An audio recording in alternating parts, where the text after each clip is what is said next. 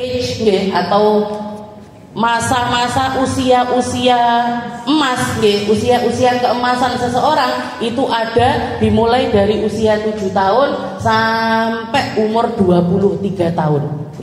Masih ada yang di golden age ini. Kayaknya sudah di atas itu semuanya. Jadi anak usia 7 tahun sampai 23 tahun itu adalah masa-masa keemasan, waktu-waktu keemasan yang nggak bisa dicolong. Kalau kita ngafalin sesuatu atau belajar di masa-masa tersebut itu biasanya rata-rata gampang hafal, sulit lupa. Gampang hafal, sulit lupa. Jangan yang baru mulai ngaji, baru mulai belajar ngaji, ngafalin surat-surat pendek, di atasnya surat Al-Kafirun, Al-Humazah, ataupun juga Al-Qari'ah, ataupun juga Al-Adiyat, pas setoran hafal, tidak usah tak bilangkan sudah paham semuanya. Seminggu kemudian mulak balik. Kok gitu saja? Al-Kafirun aja lo ruwet. Lakum dinukum waliyadinnya nggak ketemu. Qul ya ayyuhal kafirun la a'budu ma ta'budun wa la antum 'abiduna ma la ana 'abudu ma ta'budun wa la antum 'abiduna wa la ana 'abudu ma ta'budun wa la antum 'abidun wa la ana 'abudu indi lakum dinukum waliyadinnya nggak ketemu. Jadi playthrough. Dan kalau kita lihat hafalan yang cekat sampai sekarang ini dari Al-Qur'an ataupun ilmu-ilmu yang memang butuh hafalan, itu sesuatu yang jenengan hafalkan di usia-usia ini 7 tahun sampai 23 tahun. Dan Sayyidah Aisyah menghabiskan seluruh masa keemasannya berdampingan dengan Nabi Muhammad sallallahu alaihi wasallam. Makanya kalau kita lihat hadis yang berkaitan dengan wudu, berkaitan dengan mandi, berkaitan dengan rumah tangga, seperti apa Nabi Muhammad di malam hari, seperti apa Nabi Muhammad di siang hari, seperti apa Nabi Muhammad di pagi hari, itu rata-rata semuanya yang meriwayatkannya adalah Sayyidah Aisyah. Bahkan dijuluki sama Nabi niku, khudu nisfa dinak, ambil separuh agamamu ini, ambil dari perempuan yang pipinya kemerah-merahan. Para sahabat laki-laki diperintahkan sama Nabi untuk ngambil dari seorang perempuan. Diperintahkan untuk ngaji sama perempuan, walaupun ngajinya itu min warai hijab, dari balik tirai. Jadi para sahabat itu kalau sudah sepeninggal Nabi Muhammad, setelah Nabi Muhammad itu tidak ada, kalau mereka punya masalah-masalah, terutama adalah masalah-masalah fikih, yang didatangi adalah Sayyidah Aisyah. Nanti lapor dulu berapa sahabat yang mau nanya, nanti Sayyidah Aisyah akan buka pintu rumahnya, dikasih tirai di depannya. Beliau akan jawabi satu persatu pertanyaan-pertanyaan dari para sahabat laki-laki.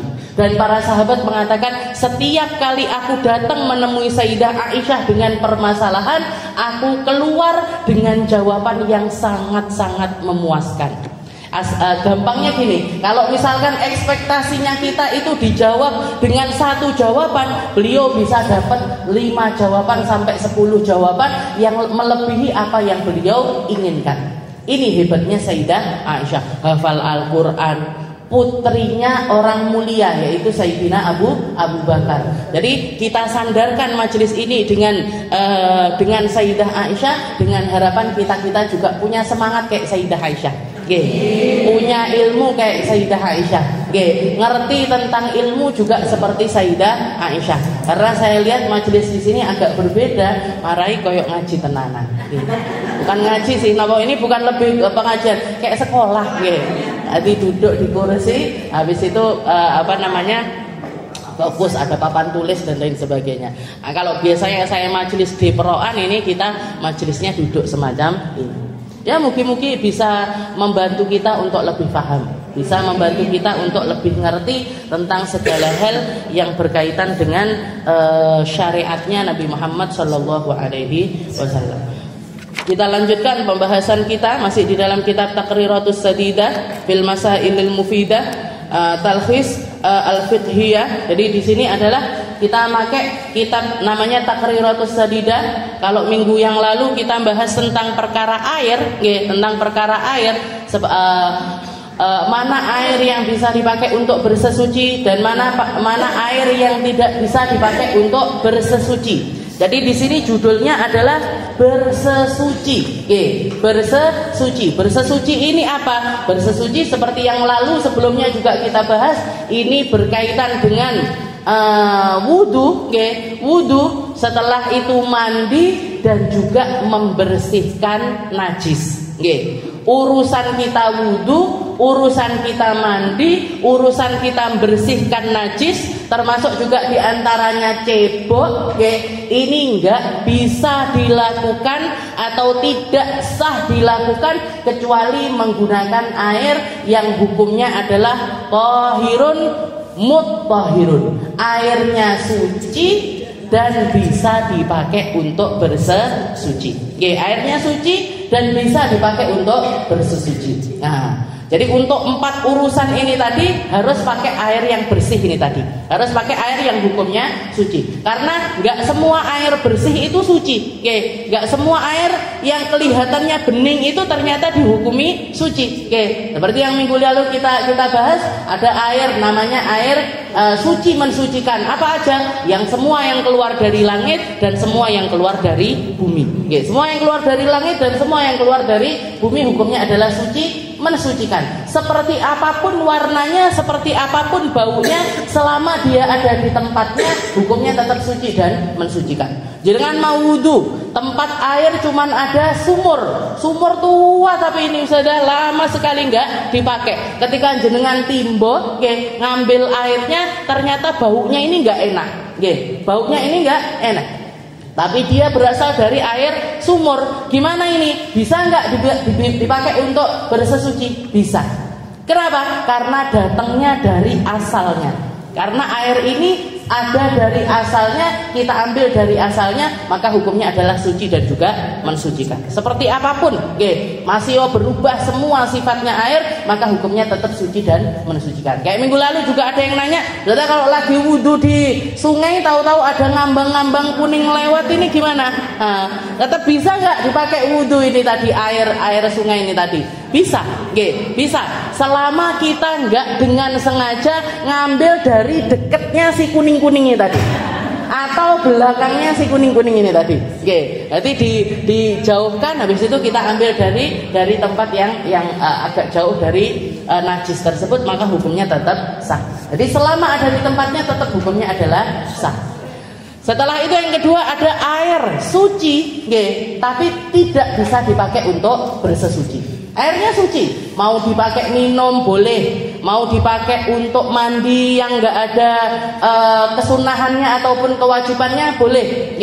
Jangan mau mandi pakai air susu boleh, pakai air dicampur sama biasanya apa toh? Air susu, air mawar, air melati, air coklat dan lain sebagainya. Jangan mau mandi pakai air-air yang dicampur dengan sesuatu semacam itu, gimana hukumnya? Boleh, tapi tidak bisa dipakai untuk mengangkat hadas. Nggak bisa dipakai untuk mengangkat hadas. Cuman sekedar mandi-mandi bilasan aja silahkan. Tapi kalau untuk mengangkat hadas, nggak boleh menggunakan air-air yang semacam ini. Suci tidak mensucikan. Nah, suci tidak mensucikan. Kemarin kita bahas ada namanya air mustakmal, dan yang kedua adalah air yang tercampur dengan sesuatu sampai menghapus ataupun menghilangkan nama dari air itu sendiri. Jadi tadi air kecampuran sama kopi. Ditanya ini apa? Oh, air kopi nih. Nah, ini kopi. Nah, berarti gimana? Bisa nggak dipakai mandi? Nggak bisa. Ini apa? Air teh nggak bisa, air sirup nggak bisa, air mawar, air ini, maka semuanya nggak bisa dipakai untuk bersesuci. Hukumnya tetap suci.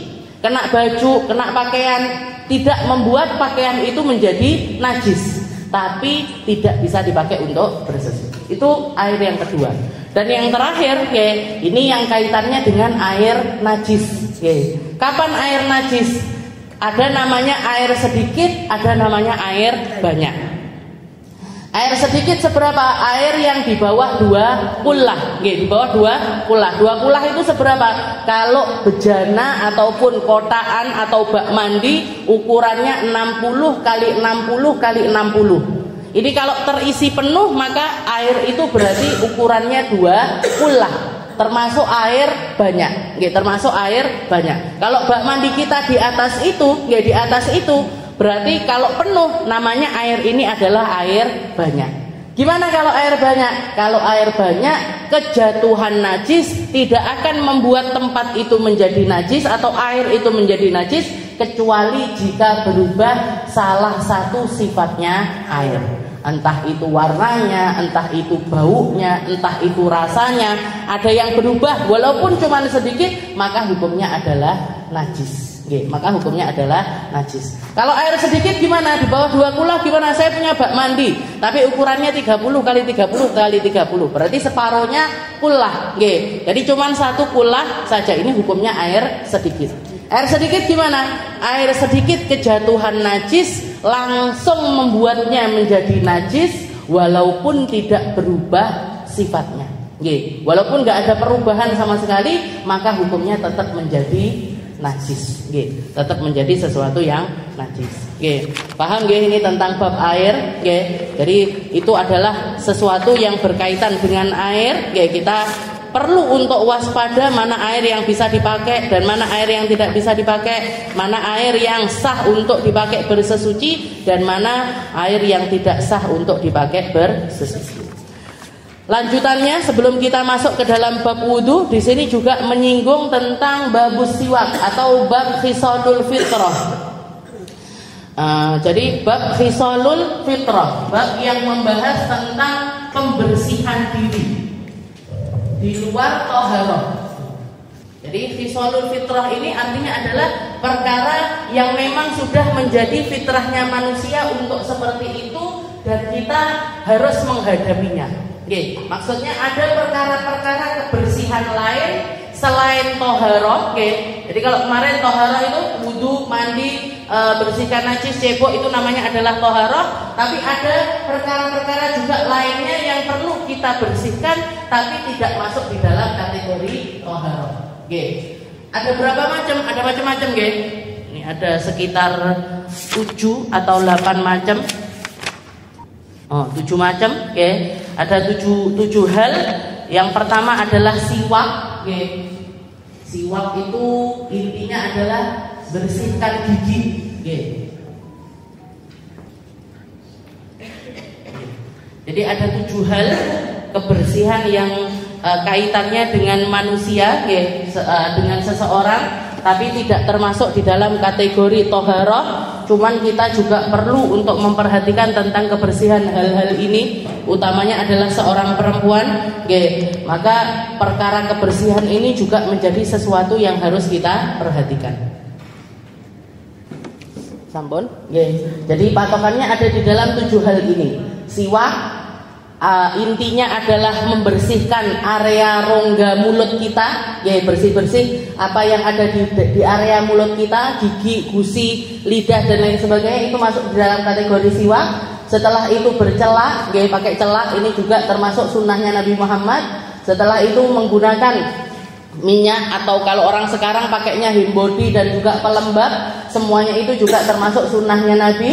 Setelah itu mencabut bulu-bulu, baik itu bulu ketiak ataupun juga bulu kemaluan. Dan yang selanjutnya adalah motong kuku, motong kuku, semuanya juga ada caranya dan sunnah yang diajarkan sama Nabi. Dan yang terakhir adalah berkhitan, atau sunat, atau bersunat, baik laki-laki ataupun juga perempuan ada kesunahan untuk melaksanakannya. Bahkan kalau laki-laki hukumnya adalah wajib. Bagi laki-laki hukumnya adalah wajib. Perempuan juga di mazhabnya Imam Syafi'i sebenarnya hukumnya wajib. Cuman ada sebagian yang mengatakan hukumnya adalah sunnah. Yang pertama yang kita bahas adalah tentang siwak. Apa itu siwak? Apa itu siwak? Siwak lughatan ad-dalku. Wa syar'an dalkul asnan wa ma hawalaiha bikulli syai'in khashin. Jadi yang dinamakan siwak itu adalah artinya artinya adalah ad-dalak atau gosok, menggosok, menggosok. Makanya gigi itu biasanya bahasanya menggosok gigi. Menggosok gigi. Tapi secara syariat apa yang dimaksud di dalam syariat ini apa? Dalkul asnan wa ma hawalaiha bikulli syai'in khashin. Gosok gigi dan semua yang ada di dalam rongga mulut dengan sesuatu yang kasar. Dengan sesuatu yang kasar. Bisa pakai sikat gigi, bisa pakai kain, bisa pakai kayu, bisa pakai apapun itu, apapun itu yang penting bisa ngangkat kotoran-kotoran yang ada di daerah gigi, apa yang ada di dalam gigi. Ini kalau orang zaman sekarang sudah sangat canggih atau sudah banyak sekali istilahnya wasilah-wasilah untuk kita membersihkannya secara gampang. Ada sikat gigi dengan berbagai macam modelnya. Setelah itu juga ada pasta gigi. Nah, zamannya Nabi nggak ada pasta gigi. Makanya salah satu hal yang dipakai sama Nabi, kita mungkin kalau orang zaman sekarang itu sikat gigi sehari 2 kali atau 3 kali sudah bersih, sudah selalu area mulut ini sudah kondisinya selalu bersih. Tapi kalau orang zaman dulu, karena nggak ada odol yang bisa membersihkan secara bersih beneran, maka ini harus dilakukan secara berulang-ulang, harus dilakukan secara berulang-ulang. Bahkan dikatakan Nabi Muhammad itu ada 5 perkara yang kemana-mana itu selalu dibawa. Beliau Nabi Muhammad itu orangnya bersih, orangnya wangi, orangnya bersih, orangnya wangi, tapi tetap senang dengan kebersihan, suka bersih-bersih dan suka memakai wangi-wangian. Nabi Muhammad itu asal keringetnya wangi, Bu. Bahkan banyak di antara sahabat itu datang ke rumahnya Nabi bawa botol, minta keringetnya Nabi. Ummu Sulaim, minta keringetnya Nabi. Ada di antara jenengan yang dimintai keringetnya? Ada. Nabi Muhammad itu bau keringetnya aja sudah wangi. Tambah keringetan tambah wangi. Tambah keringatan tambah wangi. Kalau kita tambah keringetan tambah kecut, Nabi Muhammad tambah keringatan tambah wangi. Jadi sudah bersih dari asalnya, sudah wangi dari asalnya, tapi tetap senang dengan kebersihan. Bahkan kemanapun beliau itu punya satu kantong yang isinya itu alat-alat kebersihan. Bawa yang selalu dibawa Nabi mir'ah, kaca, ngalah-ngalahi perempuan kadang bawa, kadang enggak. Nabi Muhammad kemana-mana bawa kaca. Setelah itu beliau selalu membawa sisir, sisir untuk merapikan rambut itu suka beliau. Kemana-mana mesti bawa sisir. Dan Nabi Muhammad itu ketika selain ihram, selain di waktu-waktu beliau umroh ataupun haji, suka manjangkan rambut. Katanya para ulama, Nabi Muhammad itu rambutnya bainal jummati wal wafrah, antara bawahnya telinga sampai di atasnya bahu. Jadi rambutnya Nabi itu dipanjangkan. Beliau suka manjangkan rambut. Nah, makanya kemana-mana beliau selalu bawa sisir. Selain bawa sisir, beliau juga bawa namanya ud. Jadi kayak gini tapi lebih kecil, istilahnya dari kayu. Sesuatu yang terbuat dari kayu, panjang seperti ini tapi kecil, tipis. Kecil tipis. Dipakai buat apa? Nanti kalau sudah Rasulullah mau sebelum merapikan rambut, sebelum pakai sisir, Nabi Muhammad pakai ud itu tadi, dipakai untuk diginikan dari tengah. Seret. Setelah itu dibelah ke kanan dan dibelah ke kiri. Baru setelah itu disisirin.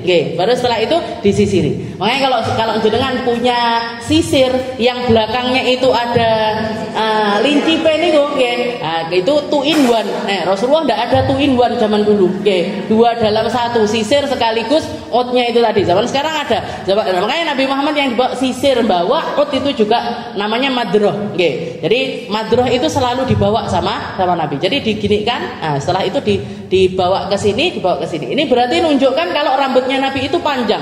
Kalau laki-laki kan zaman sekarang itu senangannya nanti 5 cm dipotong lagi. 5 cm jegrek gitu tok sudah dipotong. Jegrek dipotong. Rasulullah enggak, rambutnya dipanjangkan sampai di bawah, sering kali itu nyampe ke bawahnya telinga. Tapi kalau sudah nyampe ke sini, sampai nyampe ke bahu, dipotong lagi. Nyampe ke bahu, dipotong lagi. Jadi Rasulullah itu bisa dibilang rambutnya gondrong. Rambutnya beliau itu suka jadi punya style kayak opa-opa Korea gitu itu.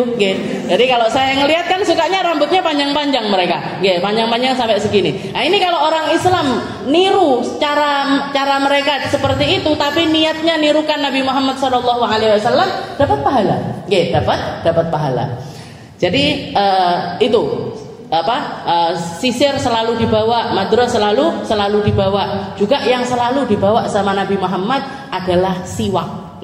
Beliau itu kemana-mana mesti bawa siwak, nggak pernah ketinggalan siwak. Nggak pernah ketinggalan siwak. Wa fadlus siwak fil hadits an Nabi sallallahu alaihi wasallam qala laula an asyqa ala ummati la amartuhum bisiwak inda kulli shalah. Katanya Nabi, kalau misalkan aku tidak takut ini menjadi perkara yang memberatkan atas umatku, maka akan aku wajibkan bagi mereka untuk bersiwak setiap kali sebelum sholat. Setiap kali sebelum sholat akan aku wajibkan bagi mereka untuk bersiwak, kalau tidak bikin mereka berat. Nabi Muhammad itu rahmatnya luar biasa, Bu. Di dalam hadis itu disebutkan nggak pernah Nabi Muhammad menegur sahabat yang ngimami pakai surat-surat pendek, tapi justru yang ditegur sama Nabi adalah mereka-mereka yang sholat pakai surat-surat yang panjang. Sayyidina Mu'ad bin Jabal, anak muda, senang sama Al-Quran, cinta luar biasa dengan Al-Quran. Disuruh jadi imam sama Nabi Muhammad di salah satu masjid ataupun di salah satu kumpulan sholat. Setiap kali sholat yang dipakai surat Al-Baqarah, nanti surat Al-Imran, nanti surat An-Nisa, surat yang panjang-panjang dipakai sama sahabat tersebut. Dilaporkan sama sahabat yang lain, dipanggil Sayyidina Mu'ad, dimarahi sama Nabi. Nabi mengatakan, afattanun anta ya Mu'ad, kamu ini apa mau bikin gaduh wahai Mu'ad? Kamu ini apa pengen jadi sumber fitnah wahai Mu'ad? Kalau kamu misalkan mau ngimamin sholat, misalkan kamu pengen pakai surat-surat yang panjang, maka pakailah surat-surat yang masih ada di juz ammah. Istilahnya kayak Abasa misalkan, ataupun juga An-Nazi'at, Amma yatasa'alun dan lain sebagainya, itu masih bisa diterima. Tapi kalau sudah surat Al-Baqarah, ini yang tua-tua sikilnya sampai bergetar ini. Kalau sholat di belakangnya orang pakai surat Al-Baqarah, saya yakin kalau ada masjid, di sini yang dipakai sholat subuh suratnya Al-Baqarah sama An-Nisa misalkan. Masih yo api-api apa masjidnya, dan sing teko, nggak akan ada yang hadir. Terawih aja loh, terawih kalau dipanjangin sedikit, protol, 4 keluar, 8 keluar, terus kesel suwi banget di situ, pindah aja ke sana, seperti itu. Yang semakin cepat semakin ramai biasanya. Ini orangnya kita. Jadi ditegur. Tapi kalau ketika ada sahabat yang setiap kali sholat yang dipakai kulhu, kulhu Allah, terus sholat subuh, maghrib, isya, kulhu. Rakaat pertama kulhu, rakaat kedua kulhu. Dipanggil sama Nabi, kenapa kok pakai surat kulhu? Apa nggak ada surat yang lain? Katanya sahabat tersebut, ini uhibbuha ya Rasul. Saya senang sama surat Al-Ikhlas ya Rasul. Kenapa? Li'annahu sifatu Rabbi. Karena itu isinya adalah tentang Tuhanku, tentang sifat-sifat dari Tuhanku. Enggak ditegur sama Nabi. Yang panjang-panjang justru malah ditegur. Yang panjang-panjang justru malah ditegur. Jadi selalu seperti itu. Nabi Muhammad sholat tarawih niku nggih. Sholat tarawih itu di hari-hari pertama beliau sholat ke masjid, diikuti sama para sahabat. Caranya Nabi sholat seperti nggak jamaahan, tapi para sahabat itu neliti sholat tarawihnya Nabi. Segini panjangnya, segini panjangnya. Hari kedua tambah rame, hari ketiga tambah rame, hari keempat sampai luber-luber keluaran masjid tarawihnya. Sholat malam-malam Ramadan itu sahabat dari berbagai macam daerah tumplek-blek di masjidnya Rasulullah Shallallahu Alaihi Wasallam. Ketika ngelihat sahabat banyak seperti itu, justru Nabi Muhammad nggak keluar ke masjid, nggak keluar ke masjid. Beliau sholat tarawih tapi di rumah. Ketika ditanya sama istrinya Nabi, kenapa ya Rasul? Itu sahabat sudah nungguin jenengan, pengen ngelihat seperti apa tarawihnya jenengan, pengen ngikuti ajaran tarawihnya jenengan. Katanya Nabi Muhammad, saya takut kalau saya selama sebulan penuh tarawih di luar dan diikuti sama para sahabat-sahabatku, saya takut ini nanti dikiranya menjadi sesuatu yang wajib bagi mereka. Saya takut ini dianggap sebagai sesuatu yang wajib. Nanti sahabat ada yang bilang, Rasulullah itu setiap malam tarawih. Berarti apa? Tidak boleh orang malam-malam Ramadan itu enggak tarawih. Bayangkan, ini akan menjadi sesuatu yang berat untuk sebagian umat muslim. Untuk sebagian. Jadi siwak pun juga demikian. Katanya Nabi, laula an asyqa ala ummati la amartuhum bisiwak inda kulli shalah. Kalau saya nggak takut ini bikin berat, saya akan wajibkan mereka untuk bersiwak setiap kali mau sholat, gosok gigi setiap kali mau sholat. Nggih. Di dalam hadis yang lain wa ma'akulli wudu, atau setiap kali mereka berwudu. As-siwak mutahharah lil fam mardatun lirrabb wa majlatun lil basar. Katanya Nabi Muhammad, siwak itu bersihkan mulut, bikin Allah Ta'ala ridho sama kita, dan juga menajamkan pandangan mata kita. Nggih, najamkan pandangan mata kita. Di zaman dimana belum ada sains yang membuktikan kalau syaraf-syaraf di mulut ini ternyata nyambung ke telinga, nyambung ke hidung, nyambung ke mata. Nggih, Nabi Muhammad sudah tahu tentang hal ini. Nggih, saya beberapa kali ada orang curhat, ada orang yang karena sakit gigi, nggih, karena sakit gigi pandangan matanya itu jadi burem. Oke, pandangan matanya jadi burem. Bahkan ada yang setelah cabut gigi nggak bisa ngelihat lagi. Berarti ini apa? Ada syaraf-syaraf yang nyambung ke daerah mata. Nah, ini Rasulullah sudah mengatakan majlatun lirrabb. Orang kalau konsen sama urusan mulutnya, kalau perhatian dengan pembersihan area mulutnya, oke, maka ini akan bikin dia ini pandangan matanya menjadi lebih jernih. Wa shalah bisiwak rak'atani bisiwak khairun min 70 rak'ah bighairi siwak wa fadlu shalah bisiwak ala shalah bighairi siwak 70 dhifan.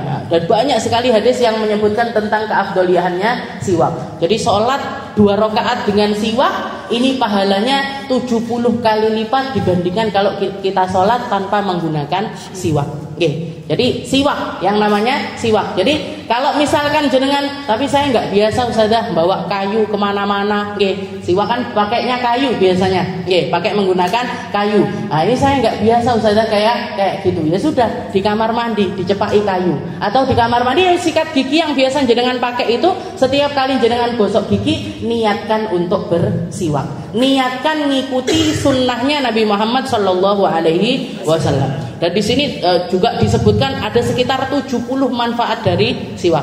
Ini kalau saya sebutkan satu-satu jenengan nggak cuma ngantuk tapi tidur kayaknya. Oke. Jadi ada sekitar 70 ini yang disebutkan. Oke. Yang nggak disebutkan atau yang nggak diketahui atau yang tidak tertuliskan oleh para ulama itu juga masih sangat banyak sekali. Setelah itu hukumnya siwak. Siwak ini ada banyak hukumnya. Ada beberapa hukum. Ada kalanya bersiwak ini hukumnya wajib. Ada kalanya hukumnya sunnah, gitu. Ada kalanya hukumnya makruh, ada kalanya hukumnya haram, gitu. Ada kalanya hukumnya wajib, sunnah, makruh, dan juga haram, gitu. Mau masuk perkara siwak aja seperti itu, iya, gitu. Jadi ada kalanya hukumnya wajib. Idza tawaqqafat alaihi izalatu najasah wa izalatu rihi karihah li salatil jum'ah wa idza nadarahu. Kapan siwak ini menjadi hukumnya wajib? Oke, kapan siwak ini hukumnya wajib? Ketika terjadi 3 perkara. Oke, ketika terjadi 3 perkara. Yang pertama, kalau dia bernadar. Oke, nadar. Jadi misalkan bernadar ini gimana? Ya Allah, kalau misalkan anak saya lulus ujian dengan nilai yang baik, saya akan sholat pakai siwak. Setiap kali mau sholat saya akan menggunakan siwak selama 1 bulan. Selama 1 bulan. Ini namanya nadar. Bernadar. Nah, boleh bernadar pakai siwak? Boleh. Karena siwak termasuk sesuatu yang amal soleh. Nadar itu bolehnya disyaratkan dengan sesuatu yang sifatnya itu kesalehan, kebaikan. Gak cuma, jadi nadar itu gak cuma sedekah atau puasa, enggak, bersiwak pun bisa dipakai untuk nadar. Ya Allah, kalau anak saya nanti lulus ujian, saya akan bersiwak setiap kali sebelum sholat selama 1 bulan. Maka sholat pakai siwak dalam 1 bulan itu hukumnya adalah wajib. Wajib ini gimana Ustaz? Dilakukan dapat pahala, gak dilakukan berdosa. Gak dilakukan berdosa. Jadi pertama adalah ketika dinadarkan. Ketika dinadarkan. Dan yang kedua adalah ketika ada najis. Ada najis yang berada di mulut kita dan kita sadar atas hal tersebut. Misalkan, contohnya ini gimana?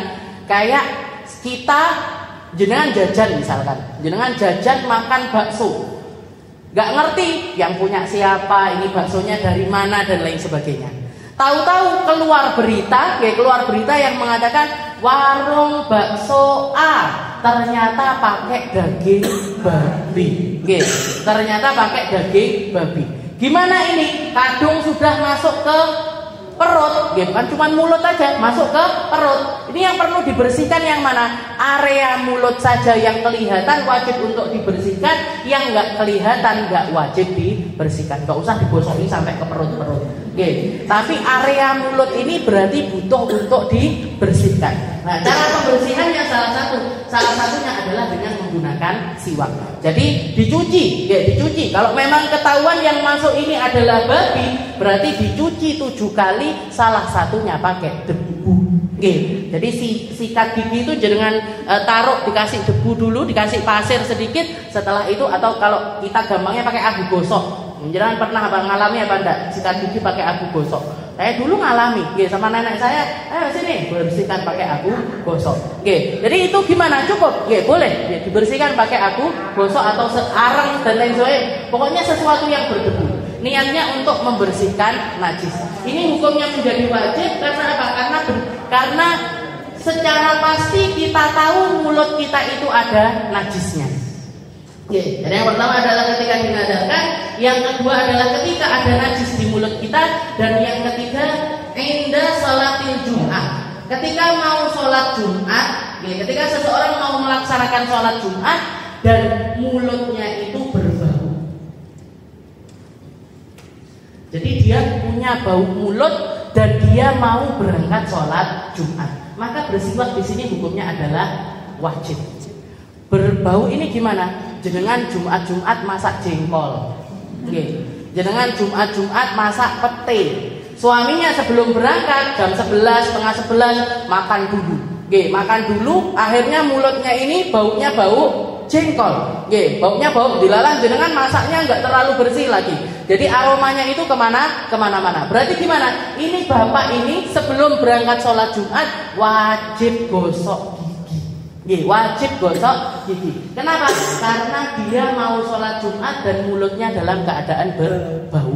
Dalam makan duren, makan pokoknya sesuatu yang kalau kita makan itu aromanya nempel di mulut, maka sebelum sholat Jumat ini hukumnya menjadi wajib. Nah, ini siwak. Ada kalanya hukumnya wajib, ada kalanya bersiwak hukumnya sunnah, wahwal aslu fihi, dan ini adalah asal hukum.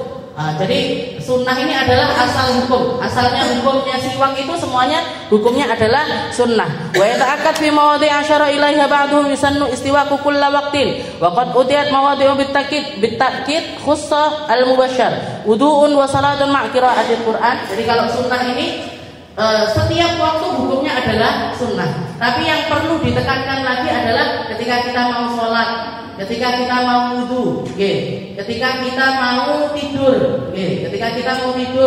ketika kita mau baca Al-Quran, dan lain sebagainya, perkara-perkara kebaikan lainnya, maka semuanya hukumnya adalah sunnah. Hukumnya semuanya adalah sunnah. Dan yang ketiga hukumnya makruh. Kapan hukumnya makruh? Lisoim, untuk orang yang puasa dan setelah zawal, setelah duhur gampangnya. Jadi setelah masuk waktu duhur itu siwak hukumnya menjadi makruh. Bersiwak di hari ketika kita dalam keadaan berpuasa setelah duhur itu hukumnya adalah makruh. Bahkan bukan cuma bersiwak aja, keramas makruh, mandi makruh kalau dilakukan ketika kita puasa dan itu setelah sholat duhur. Jadi sebagian ulama mengatakan makruh, sebagian ulama mengatakan tidak makruh. Yang mengatakan tidak makruh adalah Imam An-Nawawi. Imam Nawawi mengatakan enggak apa-apa, orang puasa pakai tetap bersiwak enggak apa-apa. Orang puasa tetap istilahnya mandi dan lain sebagainya hukumnya tetap enggak makruh. Tetap tidak makruh. Dan yang keempat, ini ada namanya hukumnya haram, haram al-khilaful aula. Jadi haram ini kapan hukumnya? Kalau siwakan pakai punyanya orang. siwak pakai punyanya orang. Pilih siwaknya. Atau kalau pakai izin masih nggak apa-apa. Tapi kalau misalkan kita nggak izin, maka itu hukumnya adalah haram. Jadi sisi keharamannya bukan karena siwaknya, tapi karena sesuatu yang berkaitan dengan siwak itu sendiri. Dan berarti hukumnya kan kalau nggak gosok, pencurian. Gosok itu apa? Minjem barangnya orang tanpa izin itu namanya gosok. Dan gosok itu hukumnya juga haram. Jangan keluar dari masjid naik sandal. Biasanya yang dicari bukan sandal api, karena punya saya sering digosok sama ibu-ibu ngajian. Jadi yang dicari sandal jepit dia. Dipakai, tahu-tahu dipakai ke kamar mandi. Orangnya keluar sandal kunti. Ini namanya gosok. Gosok itu hukumnya haram. Minjem, kita nggak niat nyuri, kita nggak punya niatan nyuri. Kita niatnya adalah minjem, tapi minjem punyanya orang tanpa izin dari orang tersebut, maka hukumnya adalah gosok. Kalau nyuri ini gimana? Nyuri ini ngambil punyanya orang tanpa ngambil punyanya orang ya mesti nggak izin, nyolong istilahnya. Kalau nyolong pamit itu jenenge nggak nyolong. Jadi ngambil punyanya orang tanpa izin dari mereka, maka ini hukumnya adalah pencurian. Bau itu sesuatu yang besar atau itu sesuatu yang kecil semacam siwak sekalipun. Siwak itu berapa loh Bu harganya? Sikat gigi itu berapa? Paling mahal, paling mahal jenengan ketemu sikat gigi paling mahal 25.000, 30.000. Ketemu harga 7.000, 3.000 aja ada. Ya nama mboten? Ada sikat harga 3.000, 4.000, 5.000. Jadi orang istilahnya kalaupun misalkan dicuri sikatnya, insya Allah laline nggih gampang. Tapi urusan agama, perkara-perkara kecil sekalipun semacam itu hukumnya menjadi haram. Tayamum, nanti di bab tayamum ada pembahasan. Tayamum pakai debunya orang lo nggak boleh. Jadi jenengan eman-eman debu rumahku, saya lo suka rumah saya berdebu. Saya tayamum pakai debunya tetangga. Ujuk-ujuk moro terasane dia atau halamannya rumahnya dia, tahu-tahu ngambil pasir. Tahu-tahu ngambil pasir. Dipakai untuk tayamum. Gimana hukumnya? Tayamumnya sah, tapi haram. Tapi istilahnya beriringan dengan dosa. Dah neo yang diambil bukan debu, mangganya tetangga, pisangnya tetangga. Salah yang meluncur neng omahku. Kok salah yang meluncur di rumahku? Jadi istilahnya hal-hal semacam ini itu diajarkan oleh syariat agar kita itu sangat-sangat berhati-hati di dalamnya. Kapan hukumnya haram? Ketika kita bersiwak menggunakan siwaknya orang lain. Setelah itu hukumnya, itu hukumnya siwak. Setelah itu juga tata cara menggunakan siwak. Kalau jenengan pakai siwak yang kayu, saya nggak bawa juga ini. Jadi modelnya semacam ini biasanya. Dijual di mana-mana dan nggak harus pakai kayu siwak yang kita beli. Boleh pakai kayu di depan rumahnya jenengan ada pohon mangga, dipotek sedikit, dipakai untuk siwakan atau pokoknya sesuatu yang tapi yang paling afdol adalah menggunakan kayu namanya kayu arok. Karena kayu arok ini kalau dikelupas, digigit sedikit dia akan berserat. Seratnya ini mirip dengan sikat gigi. Mirip dengan sikat gigi. Gimana caranya pakai siwak yang seperti sunnahnya Nabi? Ini siwak, kita taruh kelingking kita di bawah. Setelah itu 3 jari di atas. Setelah itu bagian jempol pas di ujungnya. Jadi megangnya gini. Caranya megang siwak itu seperti ini. 3 jari tengah itu di atasnya siwak, kelingking di ujung, setelah itu jempol di bagian ujung yang sebelah sini.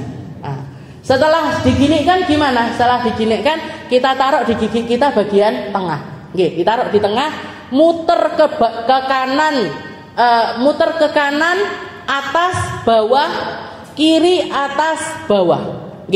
Jadi kanan atas terus bawah, kiri atas terus bawah, kayak bikin angka 8. Kayak bikin angka 8. Terus gimana caranya? Puter 3 kali. Puter 3 kali. 1 sampai tengah lagi 1, muter lagi 2, muter lagi 3. Dirasa kok kurang, kok kurang bersih, tambahi 2 lagi 5. Dirasa kurang bersih lagi, tambahi lagi jadi 7. Nah, dan terus sampai kelipatannya yang ganjil-ganjil. Nggih, 3, 5, 7, 9 dan seterusnya. Jadi cara megangnya seperti itu. Kayak bikin angka 8. Kaifiyat. Makanya yusannu alla yazida ala shibrin wala yanqus ala arbaati asabi. Jadi makanya masalah siwak ini ukurannya siwak itu panjangnya itu sebaiknya tidak kurang dari 4 jari, ya, tidak kurang dari 4 jari, karena kalau kurang dari 4 jari akan sulit kita makainya. Jadi kalau sudah pendek sekali, udah dibuang aja. Nah, tapi juga tidak lebih dari shibir. Nah, jadi tidak lebih dari 1 jengkal. Jangan punya siwak sakmene. Nggih. Digawe nyokroi kancane. Nggih. Maka hukumnya itu juga makruh hukumnya. Jadi sebaiknya gimana? Kurang dari 1 jengkal, lebih dari 4 jari. Kurang dari 1 jengkal, lebih dari 4 jari. Dan ketika kita bersiwak sunnah untuk baca doa. Termasuk jenengan sikat gigi. Termasuk jenengan sikat gigi, niatkan itu dengan bersiwak, maka ada kesunahan pahala di dalam siwak. Doanya siwak gimana? Allahumma bayyid bihi asnani wa syudda bihi litati wa thabbit bihi lahati wa awsih bihi lisani wa athibni alaihi ya arhamar rahimin. Jadi sunnahnya adalah kita ketika bersiwak itu selain menghadirkan niat mengikuti ajarannya Nabi Muhammad, kita juga doa. Ya Allah, putihkanlah gigiku. Putihkanlah gigiku. Kuatkanlah gusiku. Kuatkanlah gusiku. Afsih bihi lisani, fasihkan lisanku, agar baca Al-Quran ini gampang. Jadi kan saya seseorang yang punya lidah yang fasih. Wa thabbit bihi lahati, dan juga tetapkanlah kalimat la ilaha illallah di dalam lisan saya agar bisa saya bawa sampai kematian saya. Wa athibni alaihi, dan berikan saya pahala atas hal ini ya arhamar rahimin. Jadi nggak hafal doanya gimana Ustaz? Pakai bahasa Indonesia aja. Kalau jenengan dadak catatkan, nanti tak tulis di kamar mandi. Gak yakin saya. Allahumma, jadi doanya ini tadi pakai bahasa Indonesia aja.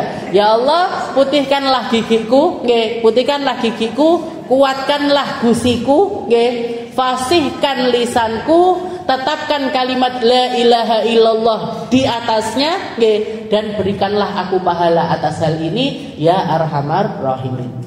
Jadi ini doanya kita bersiwak. Bersikat gigi berarti bisa. Jadi kalau sikat gigi, jenengan bayangkan, gak usah dibaca banter-banter dia. Jadi kalau di kamar mandi, ya ini makruh hukumnya.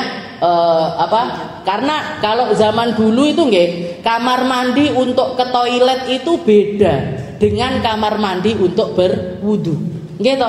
Kalau jeding-jeding zaman dulu itu saya ingat kakek saya itu punya kamar mandi besar, baknya besar. Kalau ditanya, biar tetap lebih dari 2 kullah, biar tetap lebih dari 2 kullah. Setelah itu kamar mandi untuk mandi sendiri, kamar mandi untuk buang hajat sendiri. Nah, kamar mandi yang dipakai untuk buang hajat ini nggak boleh kita bahkan mengucapkan kalimat Allah di situ, nggak boleh.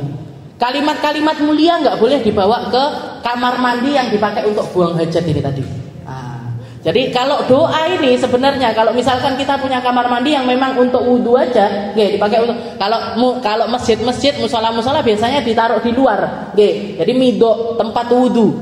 Kalau di tempat wudhu jangan mau doa keras-keras nggak apa-apa. Allahumma bayyid bihi asnani wa syudda bihi litati wa thabbit bihi lahati wa asih bihi lisani wa athibni alaihi arhamar rahimin. Monggo.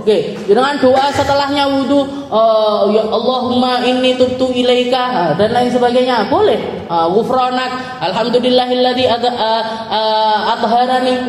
Ya Allah, saya minta ampun atas kebersihan. Istilahnya karena kita kalau di kamar mandi itu sering lalai, maka biasanya keluar kamar mandi itu pakai kalimat ghufranak. Ya Allah, saya minta ampun atas kelalaian yang terjadi di kamar mandi itu tadi. Jadi mau doa-doa apapun, kalau tempatnya itu bukan tempat untuk buang hajat, silahkan. Tapi kalau kamar mandi yang dipakai untuk buang hajat, ini nggak boleh ada kalimat mulia di situ. Bahkan nggak boleh ngomong, makruh hukumnya ngomong di dalam kamar mandi. Jadi seperti itu. Ini doanya untuk bersiwak. Wa afsih bihi lisani wa barik li fi wa asibni alaihi ya arhamar rahimin. Langsung aja kita masuk ke bab yang kedua, yaitu tentang bercelak. Kalau al-iktihal yusannu ayyakuna witran salatan lil yamin wa salatan lil yusra kullalailah inda iradatin naum. Kalau untuk masalah celak ini sunnahnya bukan ketika kita keluar rumah, tapi setiap kali sebelum tidur. Setiap kali mau tidur disunnahkan untuk bercelak. Kalau bisa pakai celak namanya celak ithmit, yang terbuat dari batu ithmit. Warnanya enggak hitam kelam enggak, tapi agak kecoklatan. Nah, kalau enggak ada ithmit gimana? Terserah, pakai celaknya jenengan yang biasa dipakai. Tapi kalau milih warna, kalau boleh milih warna, pakailah warna yang enggak hitam kelam tapi warnanya agak kecoklatan. Brown biasanya namanya brown atau black brown. Nah, pokoknya yang gelap, coklat tapi gelap. Nah, setelah itu dimulai dari bagian kanan dulu. Celaan pakai bagian kanan. Pakai kanan 3 kali, 1, 2, 3. Setelah itu yang kiri 1, 2, 3. Nah, celaan kanan 3, kiri 3. Sambil baca doa, Allahumma nawwir basari wa basirati. Ya Allah, kasih cahaya di mata saya dan kasih cahaya di mata hati saya. Bikin mata saya ini bisa memandang kebaikan dan hati saya juga selalu melihat kebaikan. Nah, ini masalah celak. Kanan 3, kiri 3. Kanan 3, kiri 3. Allahumma nawwir basari wa basirati. Setelah itu yang ketiga al-iddihan, atau yang kita kenal dengan pakai minyak. Zaman dulu pakainya pelembab itu pakainya minyak. Kalau zaman sekarang hembody segala macam itu bisa dipakai untuk al-iddihan, dipakai untuk fil badan wa yakuna ghibban waqtan ba'da waqtin wa yata'akkad idza jafal jilid wa fi fasli syita. Dikatakan ini kesunahannya pakai hembody ini kapan? Ghibban. Ghibban itu waktun bi waqtin. Biasanya kalau orang zaman sekarang habis mandi pagi sama habis mandi sore. Habis mandi pagi ataupun habis mandi sore, atau mau sebelum tidur. Boleh kapanpun boleh. Terutamanya lagi kesunahan itu bertambah ketika kita merasa kulit kita ini agak kering. Nah, kalau sudah kelihatan kering, Bu, apalagi kalau diginikan keluar putih-putih, nah ini mas berarti ndang kudu hembodian ini. Jangan dibiarkan apik ngene, seneng aku putih-putih gini. Nah, jangan dibiarkan, jangan dibiarkan. Jadi kalau sudah kelihatan kulitnya itu kering-kering seperti itu, diminyaki. Kalau nggak kuat Ustazah beli hembody sekarang mahal-mahal misalkan. Model hembody lo berapa? 5.000, 6.000 juga ketemu. Kalau nggak ada gimana? Pakai minyak. Ojo kelentek. Jangan kelentek lah istilahnya. Ya pakai minyak zaitun. Atau kalau nggak gitu baby oil. Yang biasa dipakai bayi itu, pakai baby oil. Minyak kelentek itu yang udah dipakai apa yang belum dipakai? Oh, belum dipakai. Oh, ya nggak apa-apa lagi tuh. Tak kira kalau habis goreng telur terus, apalagi habis goreng iwak asin. Jadi, kalau kelentek, minyak goreng ya, minyak goreng kelentek itu. Nah, minyak goreng tapi belum dipakai, boleh. Nggak apa-apa. Tapi ojo teman-teman babu. Ya belilah minyak zaitun atau baby oil. Minyak zaitun atau baby oil. Tapi intinya adalah untuk merawat kelembapan kulit kita. Pakai pelembab itu niatnya adalah menjaga kelembapan kulit kita. Nabi Muhammad SAW itu orangnya kulitnya lembut dari asal. Bahkan ada seorang sahabat ketika megang telapak tangannya Nabi, telapak tangannya Nabi itu dipegang. Setelah itu dia megang sutra. Kebetulan di situ ada sutra. Megang tangannya Nabi lagi, megang sutra. Megang tangannya Nabi lagi, megang sutra. Setelah itu beliau mengatakan, ya Rasul, sungguh kulitmu jauh lebih lembut dibandingkan sutra. Jauh lebih lembut dibandingkan sutra. Ini kulitnya Nabi. Itu beliau masih seneng iddihan. Beliau masih seneng kalau ngapa-ngapain diminyai. Paling seringnya Nabi Muhammad pakainya minyak zaitun. Pakainya minyak zaitun. Minyak urut tuh saja, yo nggak apa-apa. Tapi baunya ngebreng kemana-mana itu yang jadi masalah. Minyak tawon saudara saya punya. Ya nggak apa-apa. Anti nyamuk. Jadi al-iddihan. Fil badan wa yakunu ribban. Nah, ini jaga kelembapan kulit. Ini termasuk sunnahnya Nabi Muhammad sallallahu alaihi wasallam. Wal khoslatur rabi'ah izalatu sya'ril iwid wa yusannu lirrajul an-natif lil mar'ah al-halaq. Maaf ini bagian nyukur bulu-bulu yang ada di ketiak dan juga kemaluan. Ini kalau untuk bulu ketiak, kalau untuk bulu ketiak laki-laki sunnahnya dicabut, perempuan sunnahnya dicukur. Laki-laki sunnahnya dicabut, perempuan sunnahnya dicukur. Pakai cukuran. Itu untuk sya'rul ibid. Wal khoslatus khamisah, dan yang kelima, kalau untuk bagian kemaluan bawah, bagian kemaluan bawah ini sebaliknya. Kalau laki-laki sunnahnya dicabut, kalau laki-laki sunnahnya dicukur, kalau perempuan sunnahnya dicabut. Loro ustazah gimana? Kalau sakit gimana? Sudah, kalau sakit boleh dicukur. Intinya nopo? Ojo didawakne. Jadi kalau untuk bulu ketiak sama bulu kemaluan itu nggak sunnah dipanjangkan. Bahkan bisa istilahnya kalau sampai melebihi 40 hari kok nggak dipangkas, nggak dibonsai. Nah ini akan bawa istilahnya, akan bawa mudarat lah istilahnya. Kalau sampai lebih dari 40 hari itu kita nggak. Jadi tapi sunnahnya gimana? Kalau sunnahnya gimana? Kalau untuk ketiak laki-laki dicabut, perempuan dicukur. Kalau untuk bulu kemaluan laki-laki dicabut, laki-laki dicukur, perempuan dicabut. Kalau enggak kuat untuk dicabut, enggak kuat untuk dicabut, maka cukup dengan dicukur. Boleh dicukur. Dan sebenarnya nyukur ini enggak wajib sampai bersih, itu enggak wajib. Tapi yang penting bersih. Yang penting itu kebersihannya. Yang terpenting di dalamnya itu kita jaga kebersihan dari daerah kemaluan itu sendiri. Imam Nawawi ketika ini istilahnya ini ijtihadnya Imam Nawawi. Kan laki-laki kalau untuk ketiak itu kan sunnahnya dicabut, perempuan dicukur. Tapi ada salah seorang muridnya yang ketika ngelihat diizinkan untuk masuk ke rumahnya Imam Nawawi, kelihatan beliau itu lagi nyukur. Jadi bagian ketiaknya itu dicukur sama beliau. Padahal laki-laki sunnahnya dicabut. Katanya muridnya, wahai Imam, jenengan bilang kalau ketiak sunnahnya dicabut, kok jenengan cukur?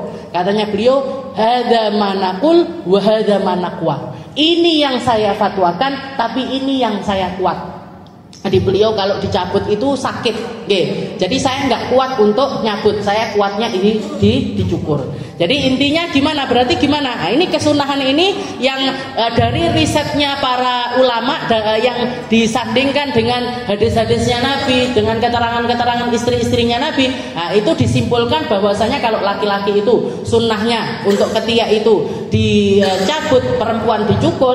Nah, kalau kemaluan sebaliknya. Nah, tapi untuk amaliyahnya boleh istilahnya sesuai dengan kekuatannya kita, sesuai dengan kekuatannya kita. Kalau memang kita nggak kuat rasa sakit, nggak kuat untuk merasakan rasa sakit, ya sudah dicukur dua-duanya nggak apa-apa. Nah, yang penting nih jangan didawak nih, ojo didawak nih. Nah, itu khoslah al-khamisah, itu yang kelima. Dan yang keenam taklimul adhafir, motong kuku, motong kuku ini juga sunnah. Wa yabda bil yumna wa lahu iddatu turuq, Ini ada tiga cara, ada tiga cara sebenarnya, tapi saya simpulkan jadi satu cara aja biar jenengan gampang untuk mengamalkannya.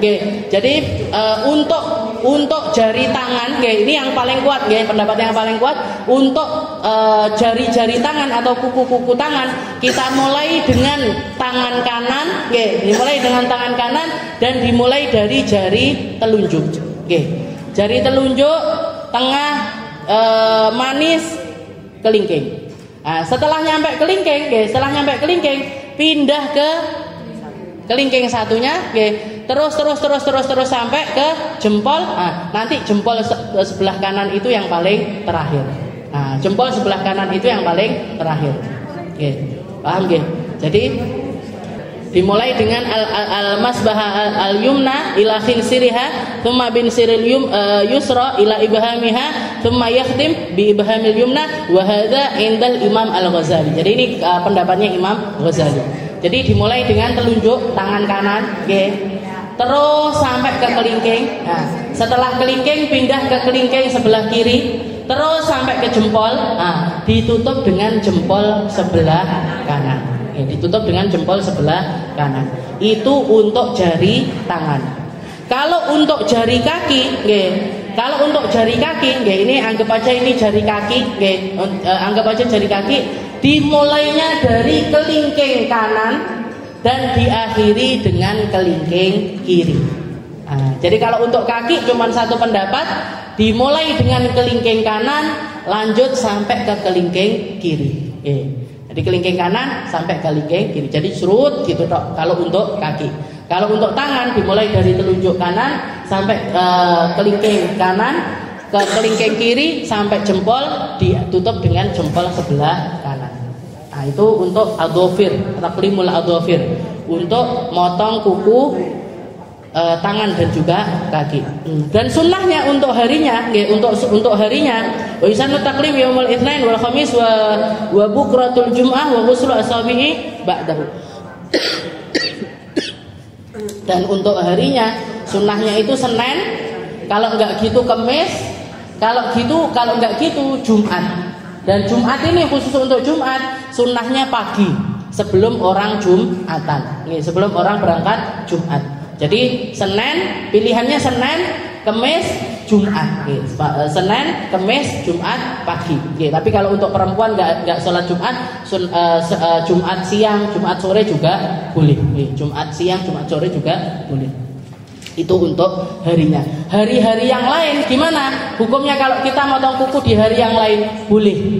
Boleh saja, tapi afdolnya di hari-hari ini tadi. Afdolnya di hari-hari ini tadi. Dan setelah potong kuku, entah itu kuku tangan ataupun kuku kaki, sunnah untuk dicuci. Jadi jangan habis potong-potong langsung mangan sego pecel, atau makan nasi padang. Nah, jangan, cuci tangan, dibersihkan dulu, baru setelah itu kita mau melakukan perkara yang lain. Dan yang terakhir al-khoslah as-sabi'ah al-khitan. Berkhitan atau bersunat, wa huwa qat'ul jildatil lati fawqal farj. Yang dimaksud dengan khitan ini adalah motong kulit yang ada di atasnya kemaluan. Mau itu kemaluan laki-laki ataupun kemaluan perempuan, semuanya di atasnya itu mesti ada kulit yang keluar. Mesti ada kulit yang keluar. Nah, kulit itu tadi yang wajib. Jadi gini, hukmuhu wajibun lirrajul walil mar'ah al-balighain. Nah, hukum asalnya laki wajib sunat, perempuan juga wajib sunat. Laki wajib sunat, perempuan juga wajib sunat. Al-balighain. Dan kewajiban ini ketika mereka sudah balik. Karena kalau sudah balik nanti perlu untuk toharoh, kencing dan lain sebagainya. Kalau orang belum dikhitan, maaf ini kalau laki-laki ada bagian yang ketutup kulit itu tadi, kalau yang nggak akan kejangkau air ketika dibersihkan. Nggak akan kejangkau air ketika dibersihkan. Kalau perempuan ada kulitnya tapi kecil, jadi kalaupun misalkan perempuan itu tidak dikhitan, terus dia itu cebok, bagian di bawah kulit itu masih tetap terjangkau air, masih tetap bisa dijangkau sama air. Makanya ada pendapat yang mengatakan, oh enggak, laki-laki yang wajib, perempuan hukumnya sunnah. Perempuan hukumnya wa yusannu ayakuna fil yaumi sabi' min yaumil wiladah. Sunnahnya di hari ke-7. Jadi dari kelahiran itu hari ke-7 itu sunnahnya untuk disunat sekalian. Lah enggak bisa Ustazah, ya sudah, nanti setelah kesunahan lagi di hari ke-40. Kalau di hari ke-40 enggak disunat juga, ya sudah, terserah. Mau umur setahun, mau umur 2 tahun, mau umur 5 tahun, mau umur 7 tahun, yang penting enggak umur 40 tahun.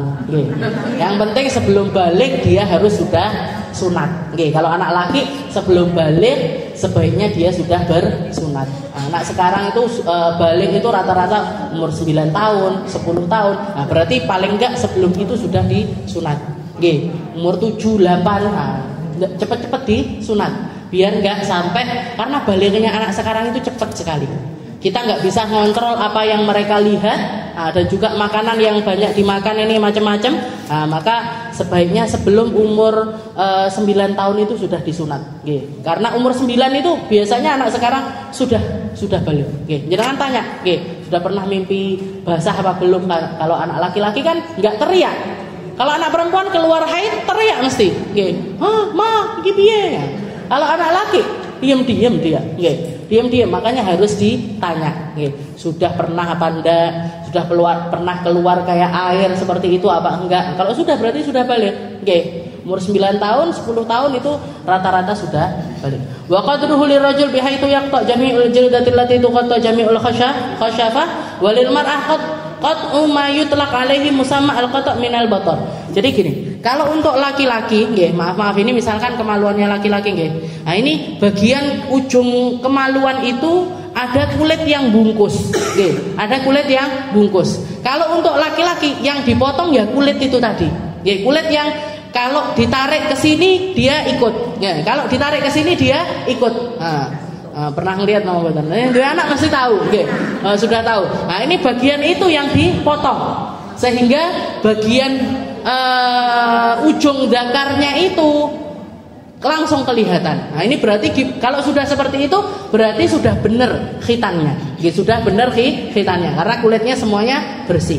Kalau untuk perempuan gimana? Kalau perempuan ini kan maaf, nggih. Ini bagian tempat keluarnya kencing itu kan kecil sekali. Nah, itu cuman disobek sedikit, serut gitu tak. Nah, cuman disobek, nggak sampai dipotong. Dipotong tak, Bu. Oke.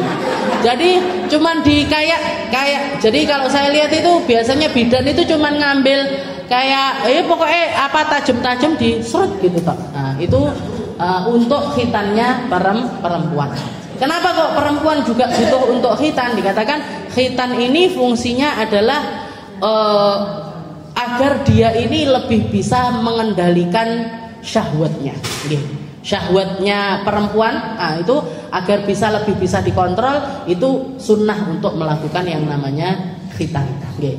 Jadi yang paling kuat pendapat mengatakan laki wajib khitan, perempuan juga wajib khitan. Tapi ada pendapat kedua yang mengatakan yang wajib hanya laki-laki, kalau perempuan hukumnya adalah sunnah. Wallahu a'lam bishawab. Insyaallah kita lanjutkan di pertemuan yang selanjutnya. Ini sebenarnya juga ada tentang halqul lihyah, terus pakai khidab mewarnai rambut. Nah, mewarnai rambut ini mewarnai rambut mungkin ya saya singgung sedikit. Boleh mewarnai rambut kecuali pakai warna hitam. Jadi kalau pakai henna warna apapun, hijau, kuning, pink, oranye, boleh silahkan. Tapi kalau warna hitam itu hukumnya haram. Jadi mewarnai pakai warna hitam itu hukumnya haram kecuali kalau disuruh sama suaminya. Kalau nggak punya suami, nggak boleh. Pakai warna yang lain selain warna hitam, coklat, biru boleh, kayak biru apa